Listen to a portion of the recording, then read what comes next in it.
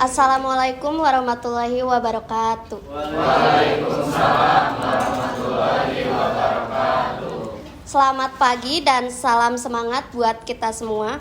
Puji syukur kita panjatkan ke kehadirat Allah Subhanahu wa Ta'ala, karena atas rahmat dan karunia-Nya kita semua bisa hadir bareng di acara talkshow keren hari ini dengan tema analisis kepuasan pengguna terhadap LMS di STMIC Mardira Indonesia menggunakan standar ITIL versi 4.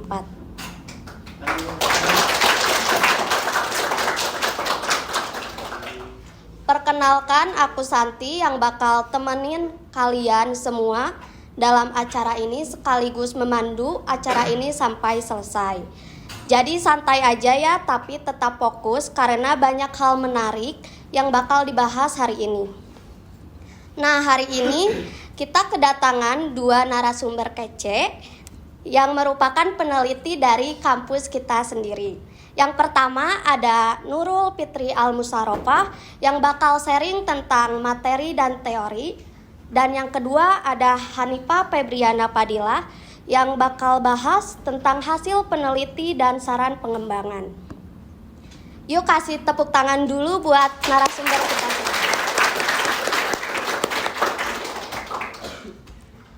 Oke, kita mulai dari dasar dulu ya. Setiap penelitian pasti punya alasan kenapa dilakukan. Jadi buat sesi pertama ini aku mau tanya ke Nurul, boleh dijelasin nggak apa sih latar belakang dari penelitian tentang LMS ini dan apa saja rumusan masalah yang kalian susun? Baik, terima kasih kepada moderator atas waktu dan tempatnya. Jadi teman-teman, penelitian ini berawal dari perkembangan teknologi informasi yang saat ini sudah semakin cepat, terutama di bidang pendidikan.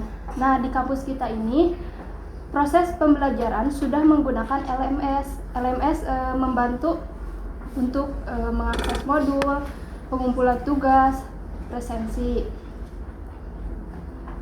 Walaupun LMS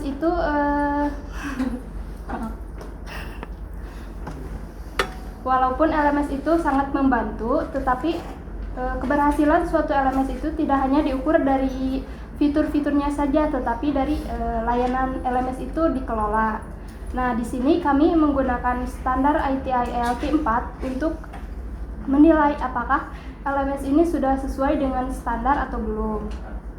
Dari situ kami menyusun 4 rumusan masalah. Yang pertama ada apakah pengguna LMS baik dari dosen dan mahasiswanya sudah puas dengan adanya LMS atau belum. Yang kedua, apakah layanan LMS ini sudah sesuai dengan standar ITIL V4 atau belum.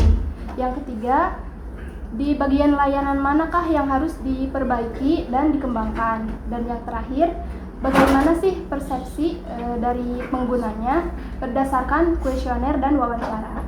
Wah, jadi ternyata penelitian ini tuh lahir karena keinginan buat ningkatin kualitas layanan LMS. Bukan cuma dari sisi teknologinya aja ya, tapi juga dari pengelolaan layanannya juga. Keren banget ya. Selanjutnya kita masuk ke sesi kedua. Di sini Nurul bakal bahas teori dasar nih tentang apa itu LMS dan ITIL versi 4 serta gimana hubungan antara keduanya. Jadi LMS atau Learning Management System adalah platform pembelajaran berbasis web yang digunakan untuk mengatur seluruh kegiatan belajar mengajar. Di sini dosen bisa memberikan modul, pemberian tugas, dan mencatat kehadiran. Kemudian ITIL V4 merupakan standar terbaru dalam layanan IT. Jadi fokusnya pada bagaimana layanan IT ini bisa memberikan nilai, tetap stabil, memperbaiki kesalahan, dan mengalami peningkatan. Karena itu, kami menggunakan standar ITIL V4 ini untuk mengevaluasi layanan LMS di kampus kita. Wow, jelas banget ya. Jadi bisa dibilang LMS itu bagian dari layanan TI dan ITIL versi 4 itu jadi panduan ya supaya layanan itu bisa tetap stabil, efektif, dan terus berkembang. Mantap banget ya. Nah, sekarang kita lanjut ke bagian yang sedikit lebih teknis. Nurul, boleh dong dijelasin pendekatan dan metode apa yang dipakai dalam penelitiannya? Di penelitian ini kami menggunakan metode deskriptif, yang artinya data yang kami terima ini benar-benar dari pengalaman pengguna sehari-hari. Kemudian penelitian ini teknik pengumpulan datanya menggunakan kuesioner dan wawancara. Kuesioner ini kami bagikan kepada beberapa pengguna LMS, baik dosen maupun mahasiswa. Nah, kami mendapatkan 52 responden dari kuesioner ini. Isi dari kuesioner tersebut meliputi kecepatan akses LMS, kestabilan, tampilan, dan fitur-fitur lainnya. Kemudian hasil dari kuesioner ini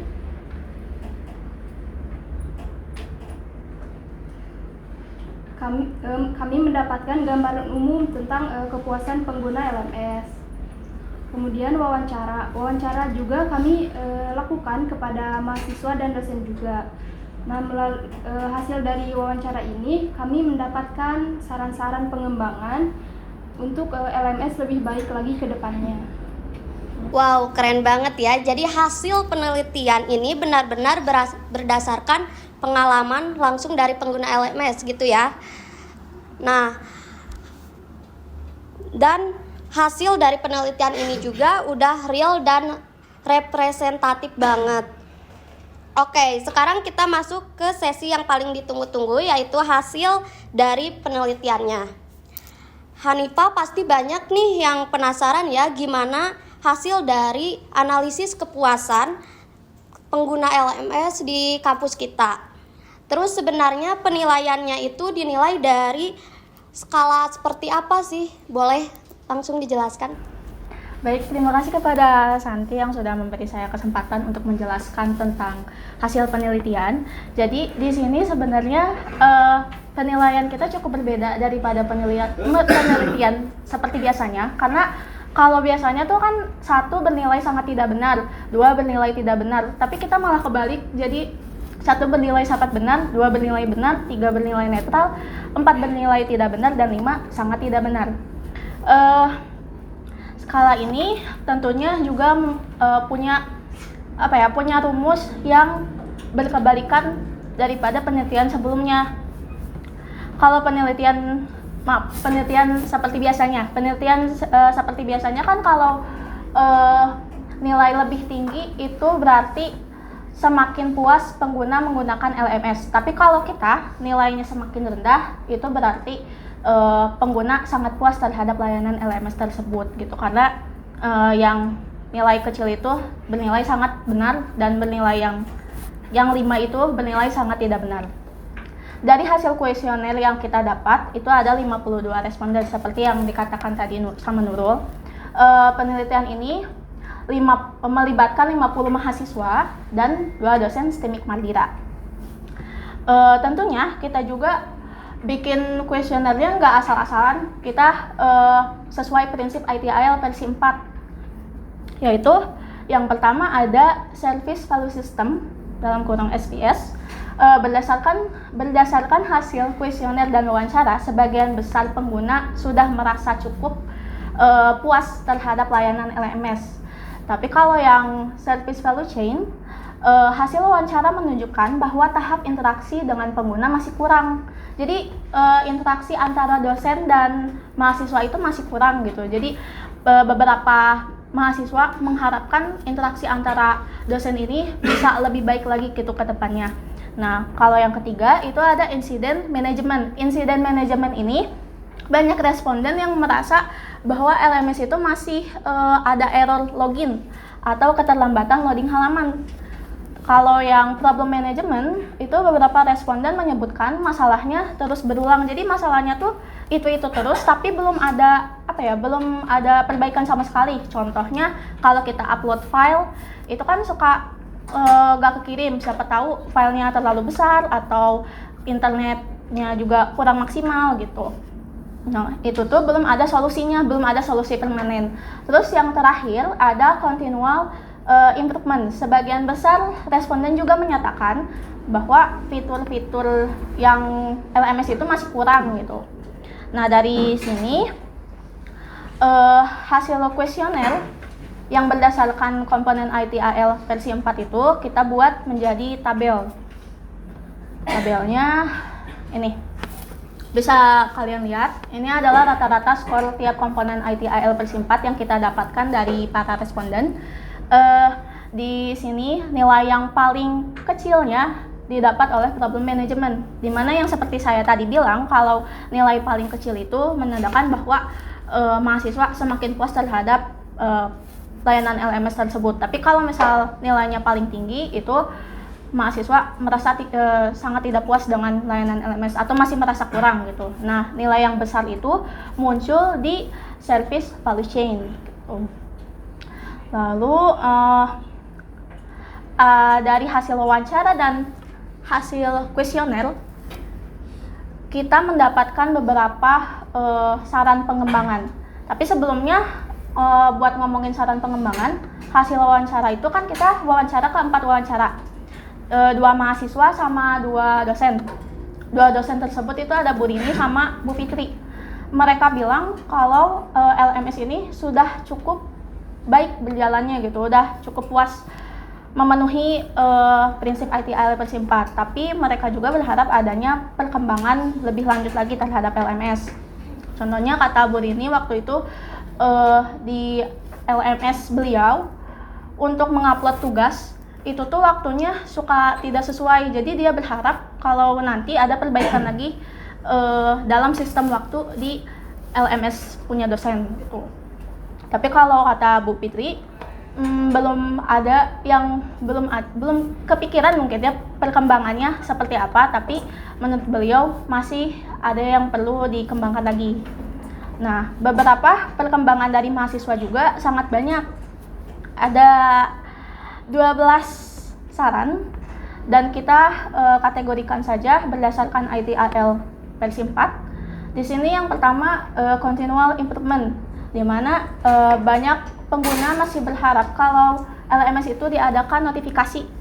Jadi biar kita nggak lupa sama deadline tugas, terus kita jadi update terus gitu, nggak perlu ke LMS terus buat ngecek ada pengumuman baru atau deadline baru atau tugas baru gitu.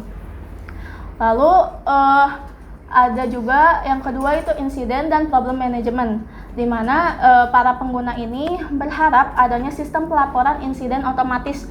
Jadi kalau misal LMS error, kita tuh langsung komen gitu, ini gangguannya karena apa, kenapa gitu, langsung dicari tahu akan masalahnya untuk mencegah gangguan tersebut. Terus yang ketiga itu ada service value system. Banyak pengguna berharap kalau antar pengguna LMS yang ini masih kurang puas, jadi kurang menarik gitu, masih perlu diperbaiki, dan beberapa fitur juga masih ada yang perlu diperbaiki menurut para mahasiswa, sebagian mahasiswa. Terus yang keempat ada service operation, di mana service operation ini pengguna menyarankan untuk mengoptimalkan kompatibilitas fitur QR agar bisa berjalan di semua perangkat. Jadi kan kadang-kadang kalau kita absen suka ada QR gini kita ke depan. Nah, itu tuh QR-nya kan kadang-kadang suka nggak kedeteksi. Jadi beberapa mahasiswa mengharapkan kalau QR nanti bisa diperbaiki lagi gitu biar bisa absen. Terus selalu yang terakhir service value chain, di mana beberapa mahasiswa juga mengharapkan adanya fitur forum diskusi. Jadi pas dosen ngirim forum itu tuh kita bisa sekalian diskusi juga gini. Kalau di LMS kan forumnya tuh cukup seperti ini aja ya, kita nggak bisa komen apa-apa. Nah, kepengennya beberapa mahasiswa itu ada fitur diskusinya atau fitur komennya untuk forum tersebut gitu, untuk meningkatkan komunikasi antara dosen dan mahasiswa. Lalu berdasarkan hasil kuesioner yang telah disebarkan kepada 52 responden dan wawancara dan 4 narasumber, di sini kita menyimpulkan bahwa LMS Sistemik Madlira itu telah memenuhi sebagian besar prinsip ITIL versi 4, terutama dalam aspek nilai layanan dan aksesibilitas. Namun perlu ada upaya perbaikan dalam pengelola insiden dan peningkatan pengalaman pengguna untuk mencapai kualitas layanan yang lebih baik. Gitu.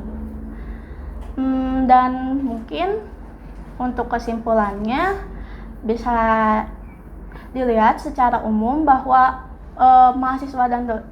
beberapa mahasiswa dan dosen sudah merasa cukup terhadap layanan LMS, telah berjalan cukup baik dengan rata-rata skor kepuasan pengguna yang mendekati kategori baik pada sebagian besar komponen ITIL versi 4. Jadi mungkin seperti yang tadi dilihat, kalau nilai yang paling tinggi itu kan ada di sini di service value chain. Nah, itu tuh mereka berharap kalau service value chain LMS bisa diperbaiki lagi. Mungkin hanya segitu saja materi yang bisa saya sampaikan tentang LMS ini, hasil penelitiannya. Wow, jadi semakin jelas ya, ternyata penilaiannya tuh pakai skala 1 sampai 5 gitu ya. Dan makin kecil nilainya berarti makin puas. Berarti LMS kita itu udah dapat nilai bagus karena di bawah 3. Tapi tetap masih bisa ditingkatkan biar makin maksimal. Terus tadi hasil dari respondennya ada 52 responden dan 4 narasumber, betul? Kelihatan ya gambaran lengkap tentang kondisi LMS kampus kita. Jadi udah cukup baik, tapi masih punya ruang buat ditingkatkan lagi. Oke. Jadi pengembang LMS itu nggak cuman berhenti di situ aja, tapi harus mikirin gimana nih sistem biar bisa makin cepat, mudah dipahami, nyaman, dan dipakai semua pengguna gitu ya. Kalau saran-saran itu benar-benar diterapkan, bisa banget nih LMS kampus kita jadi contoh pengelolaan sistem pembelajaran digital yang efektif dan berstandar tinggi. Oke, kita udah sampai di sesi tanya jawab. Buat teman-teman, boleh nanya, langsung angkat tangan aja. Silakan, Amalia mau tanya apa? Kan belum di. Oh iya. Perkenalkan diri dan nama saya Amalia Dunsari dengan NIM 2411022. Izin bertanya, sejauh mana penerapan prinsip continual improvement pada LMS berpengaruh terhadap peningkatan pengalaman?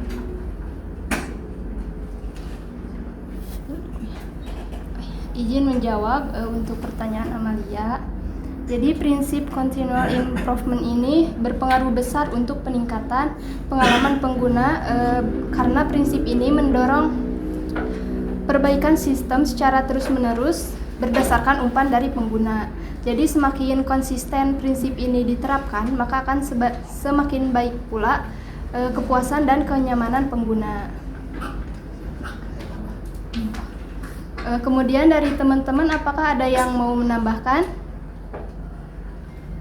Menambahkan, perkenalan diri dulu. saya Indah Ristiani. Saya setuju dengan pendapat yang Nurul sampaikan. Berdasarkan pengalaman saya menggunakan LMS, penerapan prinsip continual improvement itu sangat berpengaruh terhadap pengalaman pengguna. Sistem menjadi lebih mudah digunakan. Apakah sudah puas ya, Pak? Fitur yang tersedia semakin relevan dan lengkap, serta masalah teknis seperti bug dapat segera diperbaiki. Secara keseluruhan, LMS juga dapat lebih baik dan lebih nyaman digunakan dan mendukung proses belajar kamu. Paling satu. Ya, paling segitu aja jawabannya. Paling segitu aja untuk jawabannya. Apakah Amalia sudah puas? Oke. Ada lagi yang mau bertanya?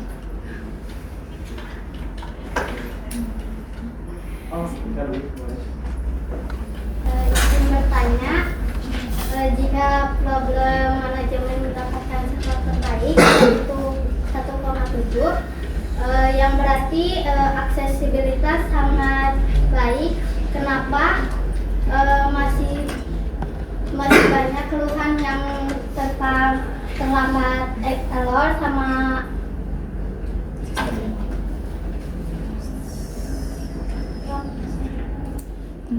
Udah. Kira-kira dari teman-teman ada yang tahu nggak kenapa masalahnya padahal problemnya sudah bagus, problem manajemennya sudah bagus?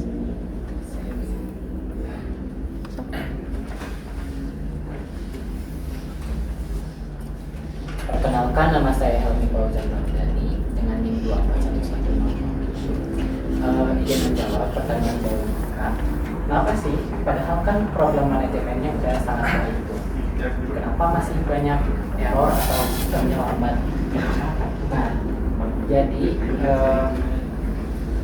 kenapa sih masih banyak error? Ini itu tugas dari insiden manajemen.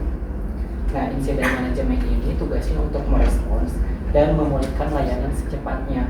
Sementara problem manajemen fokus pada solusi permanen yang membutuhkan waktu yang lebih lama. Jadi singkatnya masalahnya ada di insiden manajemen. Dapat dilihat juga bahwa insiden manajemen itu mendapatkan skor yang paling rendah. Jadi masih banyak yang perlu diperhatikan dalam komponen insiden manajemen. Tambahin. Ya, udah. Terima kasih atas jawabannya. Apakah Ika sudah puas? Selanjutnya, Boleh bertanya, tapi sambil dulu kok Pak. ya nggak apa-apa. Jadi bertanya kan tadi siapa sih yang bagian penarian itu? Hanifa ya? Ya, Kan ada fitur di pendidikan Hanifa tuh nggak ada dicantumin fitur dosen sama mahasiswa nih ya. Kenapa tuh nggak disediain itu? Apa maksudnya tuh di penelitiannya? nah ini tuh sebenarnya tadinya kita mau masukin fiturnya ya, perbedaan fitur mahasiswa dan dosen. Cuman karena halamannya terlalu banyak, jadi kita nggak masukin. Nah, terus ini tuh ada perbedaan yang cukup sedikit gitu ya, kalau dibandingin sama LMS punya dosen. Ini yang punya Bu Rini, kelihatan nggak fotonya? Nah, pokoknya di atasnya itu kan kalau yang punya dosen mah home, pengumuman kelas, sama bank soal. Tapi kalau yang kita home, jadwal mingguan, kelas kuliah, sama ujian. Nah, di sininya tuh kalau yang Bu Rini itu tuh udah langsung ke kelas yang dia ajarin tuh apa aja hari itu tuh. Terus di sini ada beban mengajarnya, sama di sini juga kalau ada pengumuman kelas bisa pencet ini. Kalau bank soal, seingat saya tuh untuk mengirim tugas itu. Kalau yang kita kan di sini kita bisa lihat pengumuman dari dosen, terus daftar tugas, aktivitas forum, jadwal mingguan, kelas kuliah, dan ujian. Jadi ada perbedaan sedikit antara LMS mahasiswa dan dosen. Kalau mahasiswa mah melihat tugasnya apa, deadline-nya kapan, terus kelas matkul ini hari apa, jam berapa. Tapi kalau yang punya dosen itu tergantung matkul yang dia ampu apa aja, terus kelasnya yang mana aja gitu. Untuk perbedaan antara fitur mahasiswa dan dosen. Terima kasih. Ya. Selanjutnya ada yang oke. Perkenalkan, saya Kristiana Putra Abidila. Saya di sini akan bertanya tentang bagaimana keterkaitan antara komponen incident management dan problem manajemen dalam ITIL V4 dapat membantu meningkatkan stabilitas dan keandalan LMS di STIMIK Madura ini menurut hasil penelitian yang kalian terbitkan. Menurut hasil penelitian kami, kalau problem management dan incident management itu sangat berkaitan dengan LMS ya. Karena kalau misal kita nggak pakai penilaian itu, LMS juga tidak akan memenuhi prinsip ITIL versi 4. Kalau yang dengan incident management, kita tuh jadi tahu gitu, lebih teliti lah, lebih detail apa sih penyebab error LMS. Tapi kalau yang problem management, itu tuh kita cari tahu akar permasalahan tersebut kenapa bisa error. Itu kita pakai problem management. Jadi kalau misal kita gak pakai prinsip ITIL versi 4 yang termasuk incident management dan problem management, ya LMS juga nggak akan memenuhi prinsip ITIL versi 4 gitu. Jadi caranya ya itu dengan menggunakan incident management dan problem management, kita bisa tahu masalah-masalah yang dialami LMS apa, dan kita juga bisa memperbaiki error-error yang ada di LMS dengan dua prinsip tersebut. Baik, cukup terjawab. Terima kasih. Ada lagi yang mau tambahin atau apa udah cukup puas? Sudah kali ya. Oke. Ada lagi yang mau bertanya? Puas. Oke, nggak ada. Lanjut. Dilanjut, saya kembalikan lagi kepada Santi. Oke, terima kasih ya buat teman-teman yang sudah nanya dan menambahkan jawaban dari teman-teman sekalian. Dan buat Nurul serta Hanifah, terima kasih juga atas pembawaan materinya dan jawabannya yang super insightful. Oke, wah nggak kerasa banget ya kita udah di penghujung acara. Banyak banget hal yang bisa kita ambil hari ini. Mulai dari gimana sih peran LMS dalam mendukung proses pembelajaran, terus juga pentingnya penerapan ITIL versi 4 sebagai standar layanan TI, sampai hasil penelitian yang menunjukkan kalau pengguna LMS di STMIK Mardira Indonesia ini udah cukup puas, tapi tetap perlu peningkatan di beberapa aspek tertentu gitu ya. Nah, terima kasih juga kami ucapkan kepada Nurul Fitri Al-Musarofah dan Hanifah Febriana Padilla atas sharing dan waktunya hari ini. Dan tentu saja makasih juga buat teman-teman yang sudah hadir dan aktif selama acara ini berlangsung. Aku Santi pamit undur diri. Mohon maaf kalau selama memandu acara ini ada kata-kata yang kurang berkenan. Sampai jumpa di acara berikutnya. Wassalamualaikum warahmatullahi wabarakatuh.